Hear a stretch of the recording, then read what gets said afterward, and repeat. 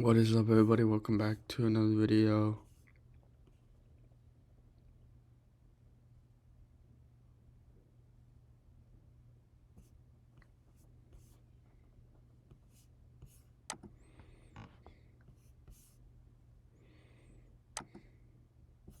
Say it again. Bundle and save on insurance, liberty bibbity. Swoon. Swoons. Such majestic birds. What? Only pay for what you need. Liberty, liberty, liberty, liberty.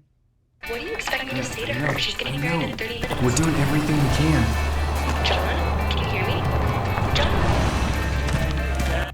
It won't get harder. Like, this is the hardest part. And so if you can just make it through this, everything else is downhill. It's not that the things that the dragons are going to slay aren't going to get bigger. They are. But you become so much more equipped to slay them back. And you have so many more allies. You have people in the stand. You have so much more people cheering you on, making the content, stating what you want to state, believing what you want to believe, because you can state whatever you want to state, as long as it makes sense to you. To you.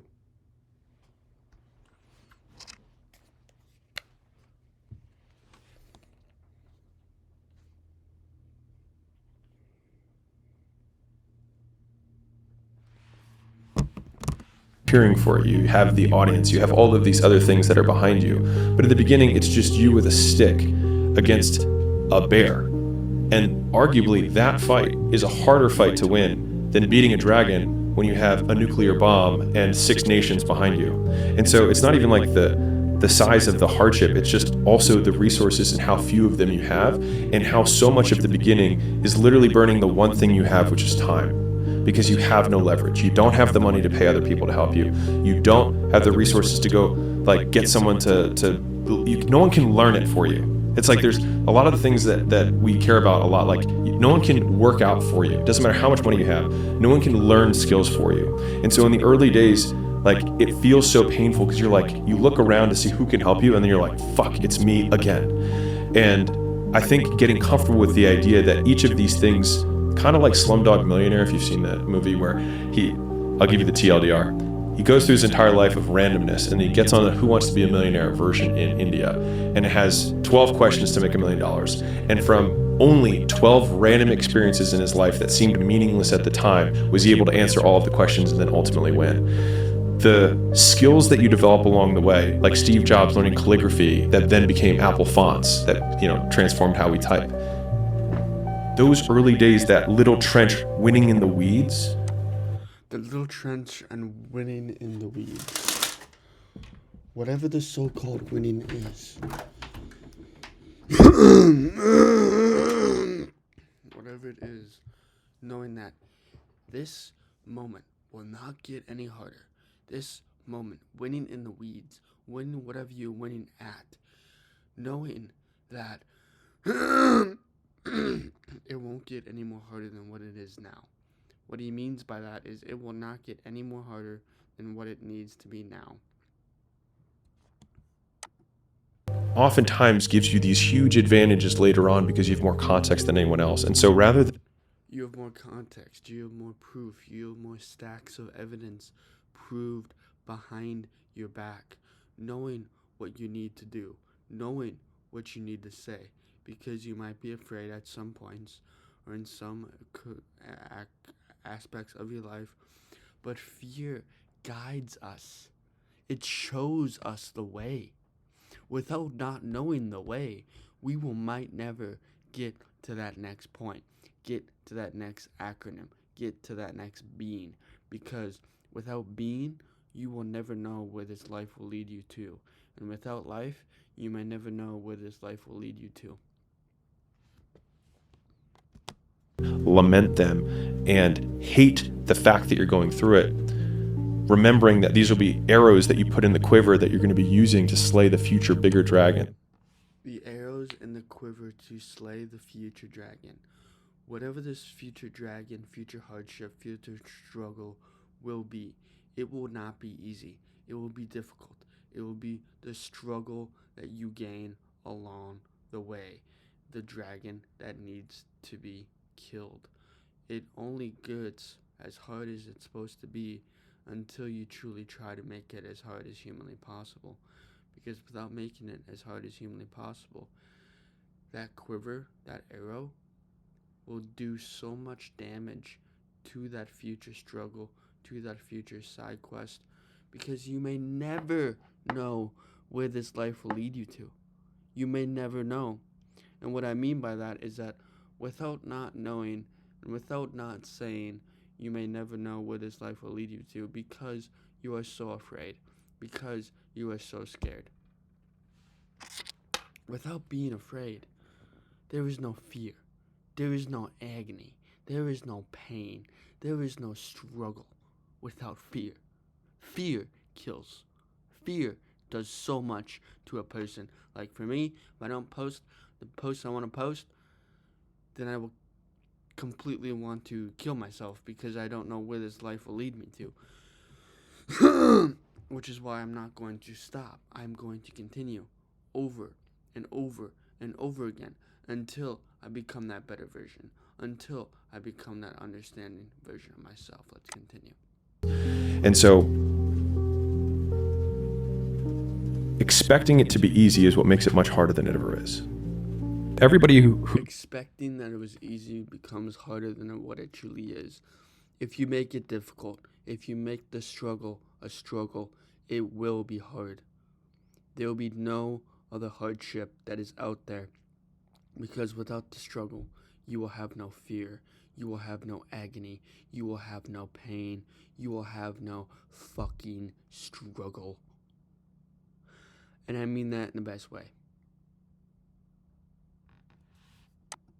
like at the bottom and feels like they have nothing going for them, reframe that as I have nothing going for me, which also means that I have nothing to lose. See, now when you have nothing going for you, like for me, I'm just trying to post content online. I'm just trying to become big in this content creator aspect. But I have nothing to lose.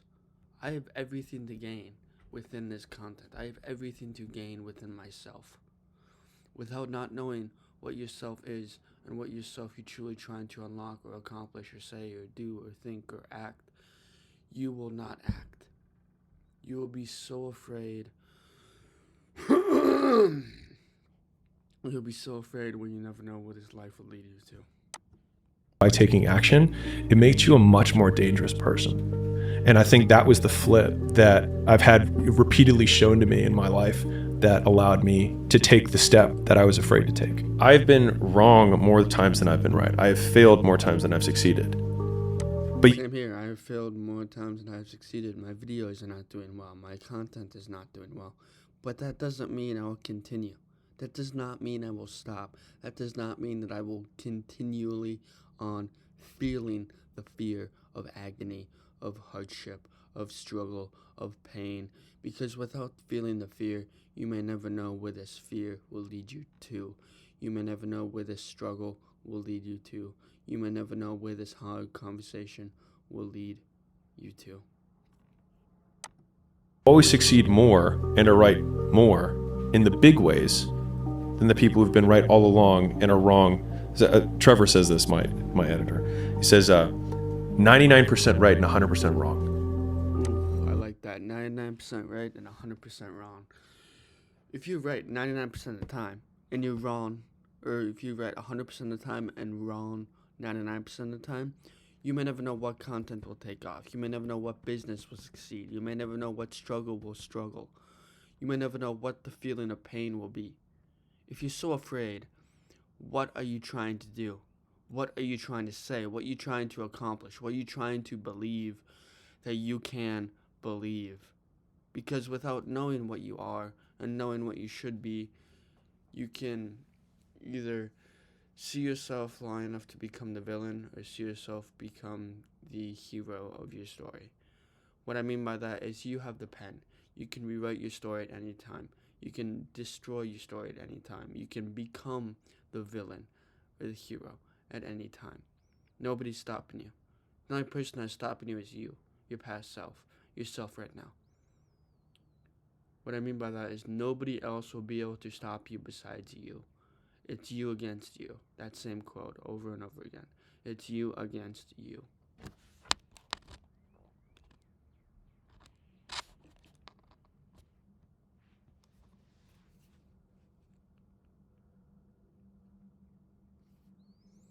we are back at it again with another video. So like they're right 99% of the time, but they're wrong 100% because the only thing that matters is the big one at the end. Like The big one at the end, the big struggle, the big story, the big hardship, the big understanding one. See, now, when you are the understanding one, when you try to do the things you want to do, say the things you want to say, you can say it as long as it doesn't put fear in the back of your mind. Because without fear, you cannot be broken. You cannot be destroyed. You cannot be understood. Because without fear, there is no struggle. There is no pain. There is no hardship. There is no agony to be there. There is no agony. And what I mean by that is that without the struggle, without the pain, without the hardship, without the understanding, you may never know where this life will lead you. And like a Marine says, we are the rifle, and the rifle is me. And if I choose to put a target on the stove, it means to kill it within the uncertain one. And which, as a person would say, as I would say, you can do whatever you want. Whatever you want. Nobody's stopping you. Nobody's dictating you. Nobody's destroying you. Nobody's killing you besides you. The only person that can better yourself is you. The only person that can get to the understanding point is you.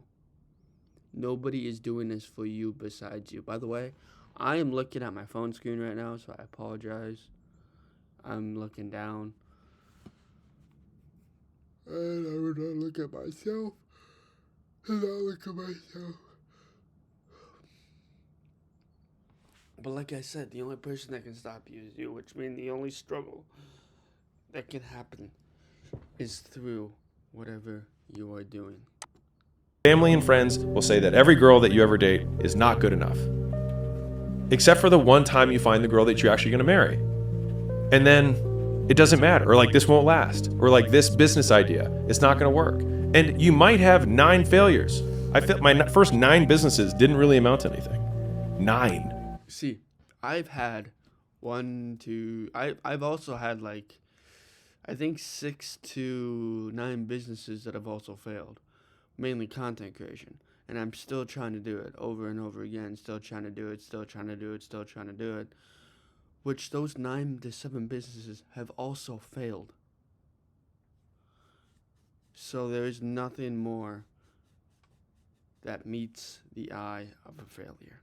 There is nothing more that sees the eye of a failure when you become a failure. Let's continue.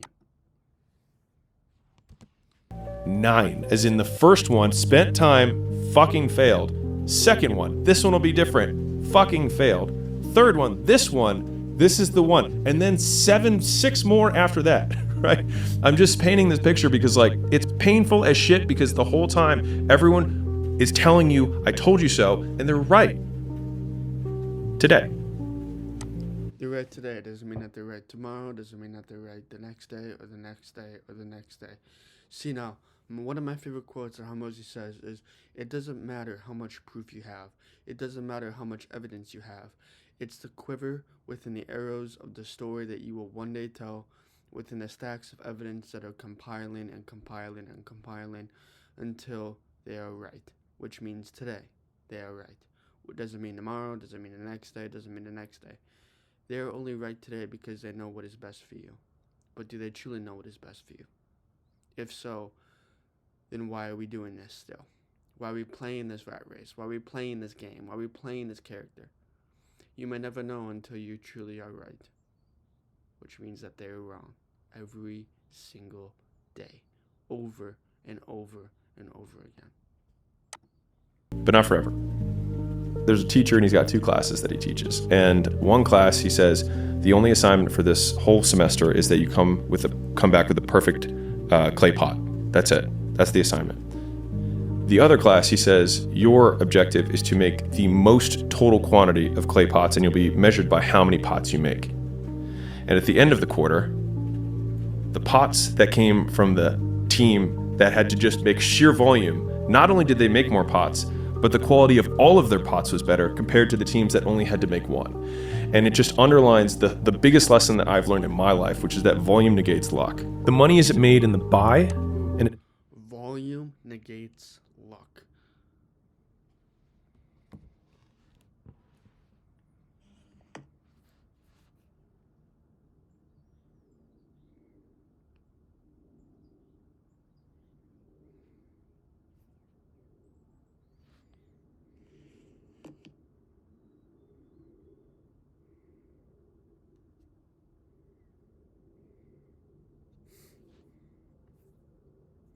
Hold on, y'all. I need to text my dad.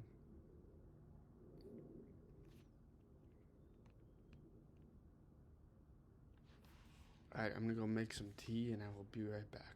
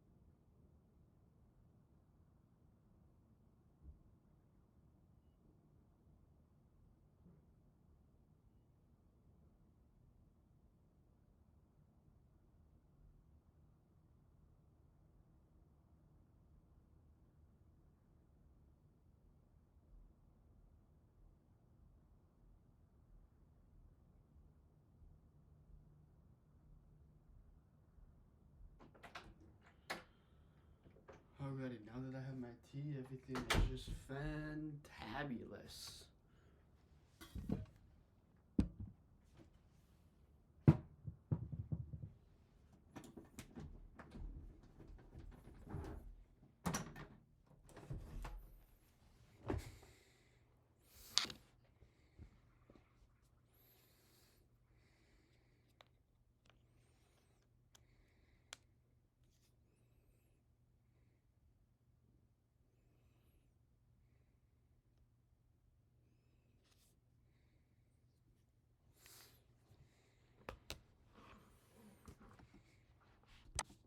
Not made in the cell, it's made in the wait.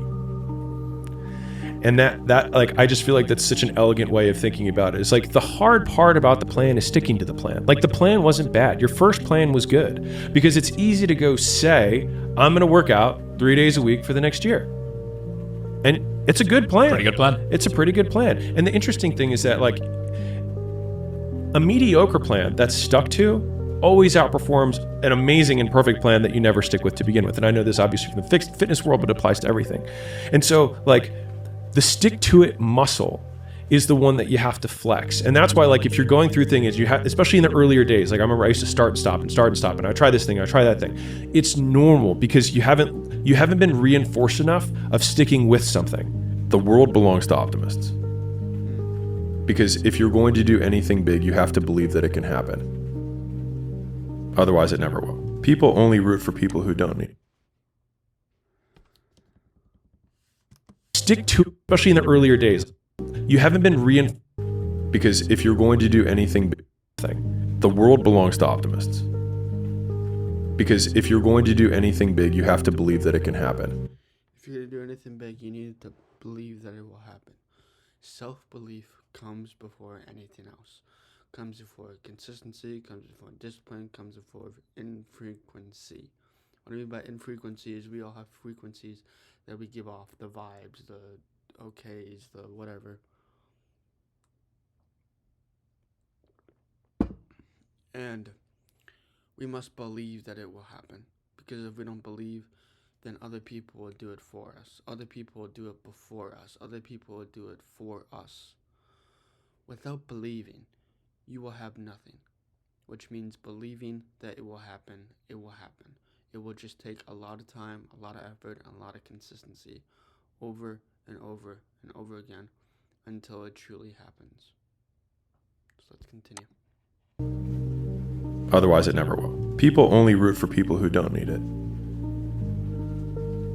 Like the amount of times when I was on my lonely path where I was too different from the friends that I had, but not successful enough to be friends with the people that I wanted to be friends with.